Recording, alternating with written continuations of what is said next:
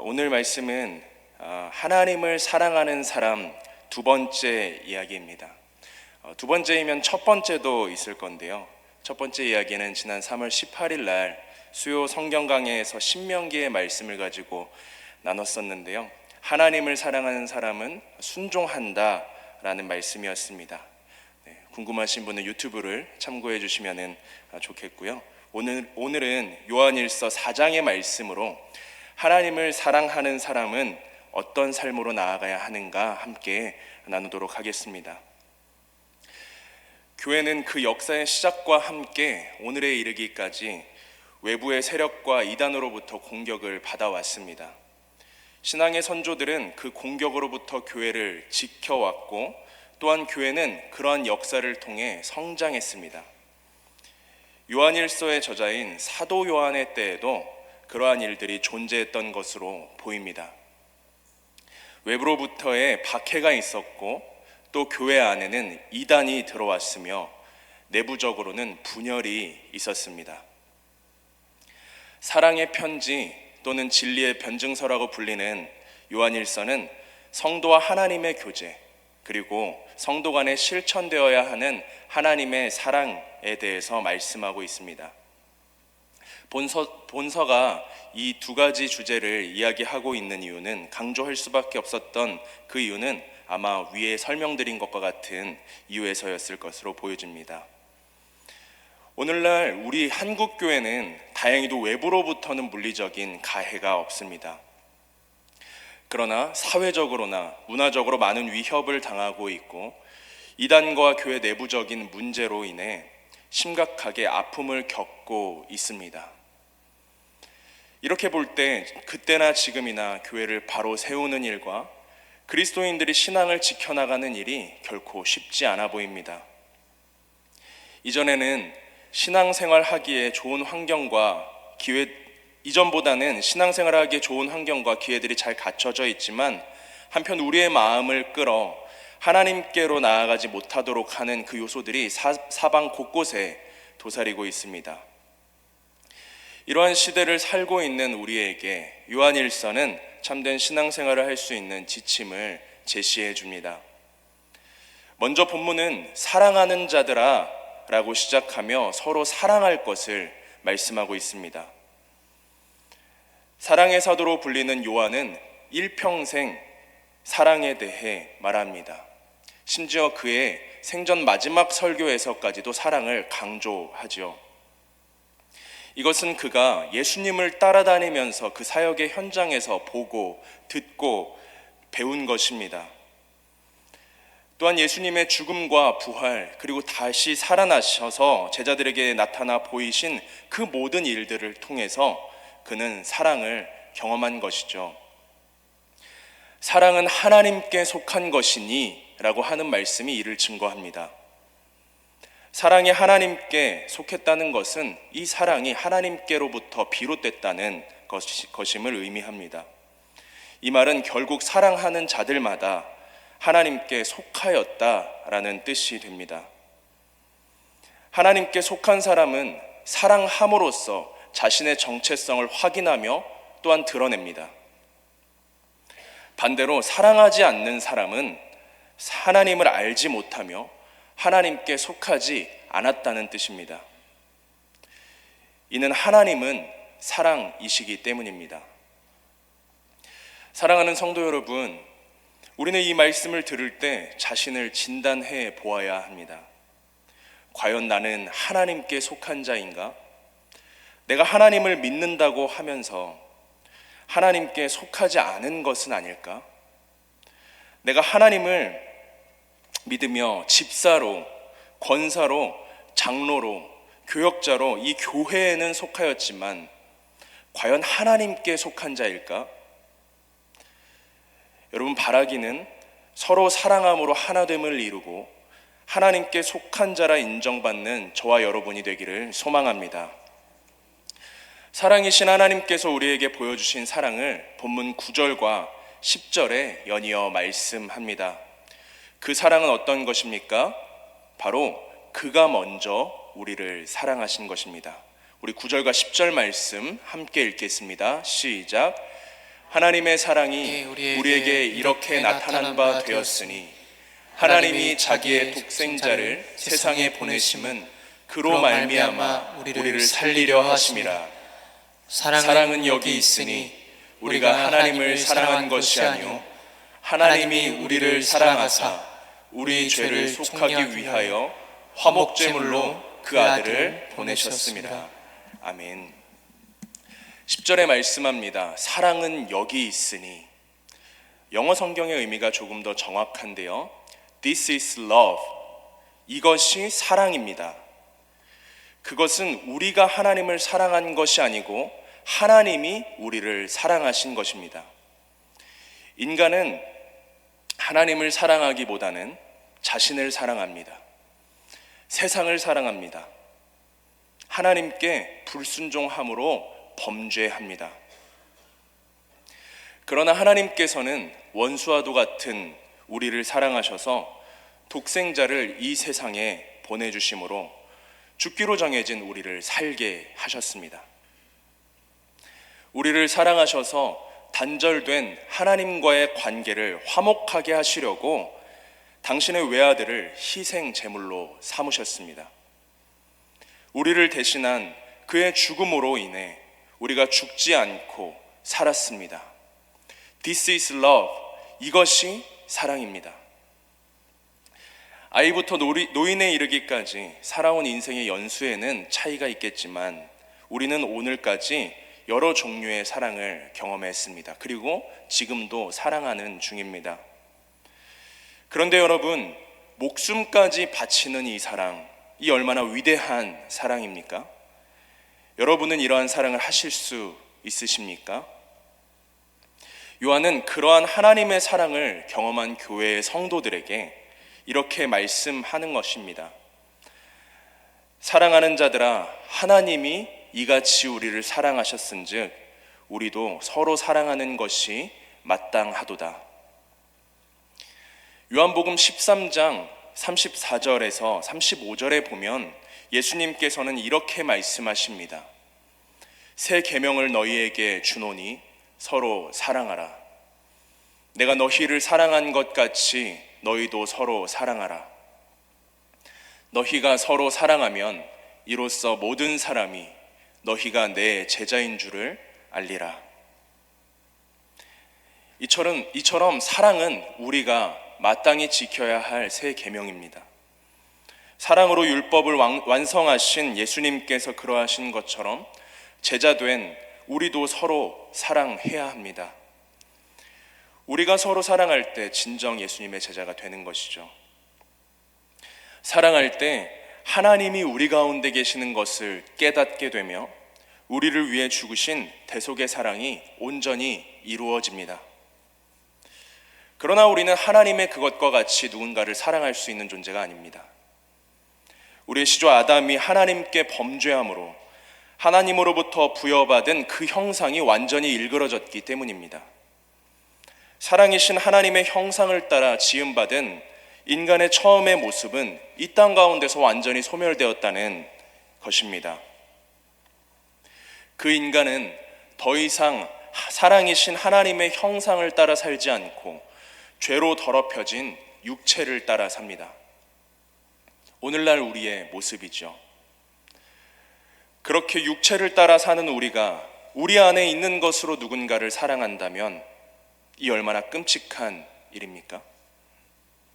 이렇게 볼 때 우리는 진정으로 누군가를 사랑할 수 없습니다. 그렇다면 여러분, 우리가 어떻게 사랑해야 할까요? 13절 말씀입니다. 시작. 그의 성령을 우리에게 주심으로 우리가 그 안에 거하고 그가 우리 안에 거하시는 줄을 아느니라. 아멘. 성령이 우리 가운데 거하실 때 우리 또한 그분 안에 거하게 됩니다. 우리는 성령의 내주 안에서 그의 인도하심을 따라 서로 사랑할 수 있습니다. 우리 가운데 계시는 하나님과 끊임없이 교제하며 지속적인 관계를 형성할 때 그분이 이끌어 가시며 그 이끄심을 따라 우리는 진정한 사랑을 이루게 되는 것입니다. 14절에서 15절 말씀입니다. 함께 읽겠습니다. 시작. 아버지가 아들을 세상에 구주로 보내신 것을 우리가 보았고 또 증언하노니 누구든지 예수를 하나님의 아들이라 시인하면 하나님이 그의 안에 거하시고 그도 하나님 안에 거하느니라. 아멘. 우리를 이끄시며 당신의 사랑으로 사랑하게 하시는 성령은 예수를 하나님의 아들이라 시인할 때 우리 가운데 거한다고 말씀합니다. 이와 같은 일이 일어난 것을 성경은 증거하며 요한은 이 일을 직접 눈으로 목격했습니다. 언제입니까? 바로 오순절 성령 강림 사건입니다. 예수님의 제자들이 하나님께서 약속하신 성령을 기다리며 함께 모여 뜨겁게 기도할 때 성령이 그들 가운데 불의 혀와 같이 임합니다. 그때 그들이 방언으로 기도하는데 각 나라에서 모인 유대인들이 그 소리를 듣더니 깜짝 놀랍니다. 그들이 기도할 때 각자 모인 사람들의 나라의 언어로 말하는 것이 아니겠습니까? 이렇게 그들이 웅성거릴 때 베드로가 그들 가운데 서서 선포합니다. 이는 예수 그리스도에 관한 말씀입니다. 그가 이 말씀을 선포할 때 듣는 사람들이 깨닫게 되며 그 마음에 찔림이 있게 되죠. 그들이 그 마음을 이기지 못하고 베드로와 거기 있는 사도들에게 묻습니다. 형제들이여, 우리가 어떻게 하면 좋겠습니까?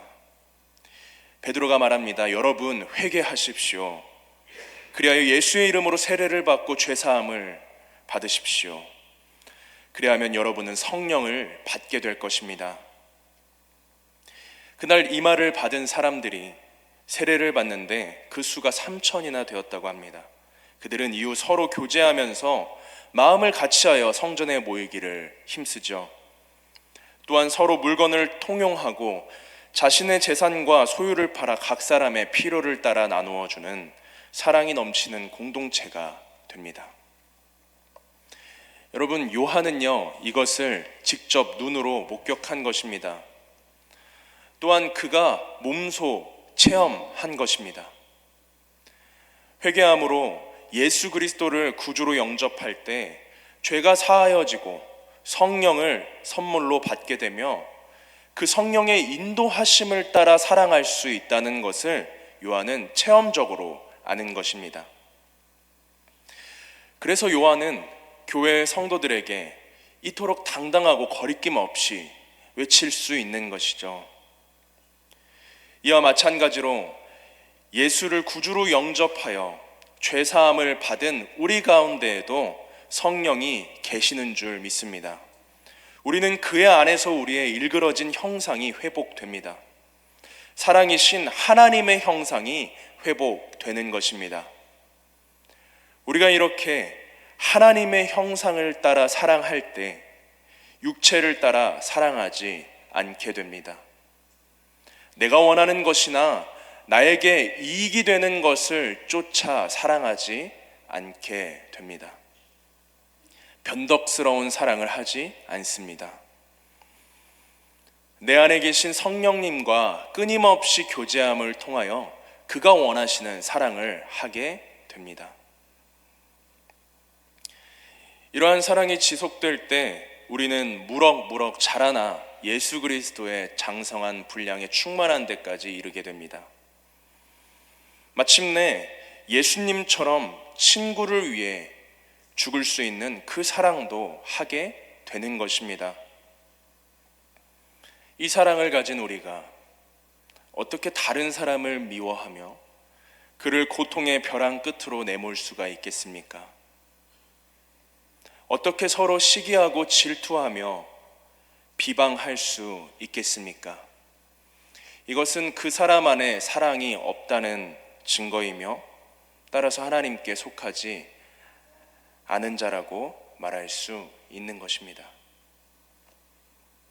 그렇다면 하나님께 속하여 서로 사랑하는 자들의 모습은 어떻습니까? 미워하지 않습니다.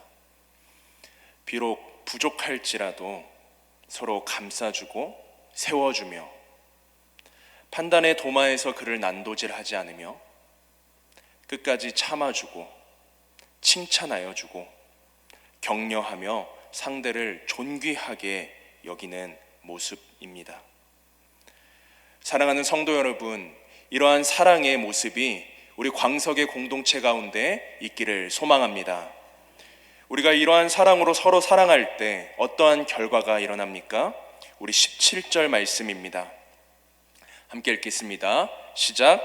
이로써 사랑이 우리에게 온전히 이루어지는 것은 우리로 심판날에 담대함을 가지게 하려 함이니 주께서 그러하심과 같이 우리도 이 세상에서 그러하니라.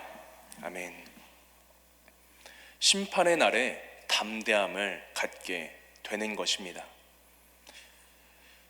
수많은 유혹과 핍박 속에서도 하나님의 보호하심과 인도하심을 따라 그분과 늘 교제하며 순종함으로 온전한 사랑을 예수님께서 이루신 것처럼 우리 또한 우리 안에 계신 하나님의 인도하심을 따라 믿음으로 순종하며 서로 사랑하는 삶을 살 때 심판의 그날에 담대한 믿음으로 나아갈 수 있게 됩니다. 죄로 인한 두려움이 아닌 사랑으로 인한 담대함입니다. 19절입니다. 우리가 사랑함은 그가 먼저 우리를 사랑하셨음이라. 여기서 우리가 사랑함은 이라는 의미는 첫 번째로 하나님에 대한 사랑을 말하는 것입니다. 또한 사람에 대한 사랑을 말하는 것이죠. 하나님께서 먼저 우리를 사랑하신 그 은혜에 감사하며 우리 또한 하나님을 사랑하며 하나님께서 명하신 그 계명대로 이웃을 그리고 형제를 사랑하는 것입니다. 이에 대해 20절과 21절에 이렇게 말씀합니다. 누구든지 하나님을 사랑하노라 하고 그 형제를 미워하면 이는 거짓말하는 자니 보는 바 그 형제를 사랑하지 아니하는 자는 보지 못하는 바 하나님을 사랑할 수 없느니라. 우리가 이 계명을 주께 받았나니 하나님을 사랑하는 자는 또한 그 형제를 사랑할지니라. 아멘. 하나님을 사랑한다고 하면서 형제를 사랑하지 못하는 사람은 거짓말이라고 말씀합니다. 왜냐하면 보이는 형제를 사랑하지도 못하면서 보이지 않는 하나님을 사랑할 수 없기 때문입니다.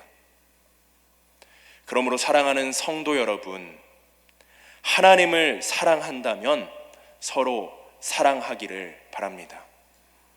예수님께서 이 땅에 사랑으로 오셨을 때 하나님과 인간 사이에 막힌 담이 허물어졌습니다. 이와 같이 우리가 이 하나님의 사랑으로 예수 그리스도의 그 사랑으로 사랑하며 섬길 때 우리 간에 막힌 담이 허물어집니다. 비로소 주님 안에서 온전히 연합을 이루게 됩니다. 우리 광석교회 올해의 표어가 용서와 사랑으로 하나 되는 교회인데요, 우리가 서로 사랑함으로써 하나를 이룰 수 있게 되는 것이죠. 하나님께서 그런 우리 광석교회를 그리고 여러분을 기뻐하시며 그런 우리를 통해 하나님의 위대하고 놀라운 뜻을 올해 우리의 인생 가운데 이 땅 가운데 이루어 가실 것을 믿습니다. 이 시간 권면드리고자 하는 것은요, 내가 먼저 사랑하는 것입니다. 우리는 항상 사랑받기를 원하죠. 그러나 예수님의 사랑은 먼저 하신 사랑이었습니다. 이 사랑을 기억하면서 내가 먼저 사랑하는 우리 광석의 성도님들 되시기를 주님의 이름으로 축복합니다. 이 시간 서로를 바라보면서 함께 좀 인사를 나누겠습니다. 우리 진심을 담아서요, 겸손한 마음으로 이렇게 인사합시다. 제가 먼저 사랑하겠습니다. 제가 먼저 사랑하겠습니다.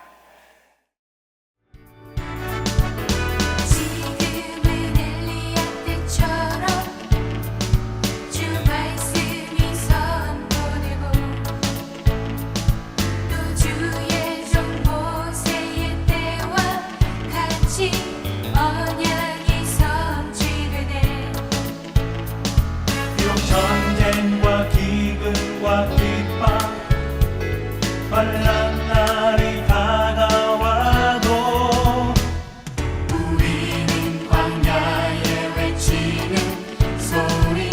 주의 길을 예비하라. 도와주니 구름 타시고 나팔 불 때에 다시 오시네.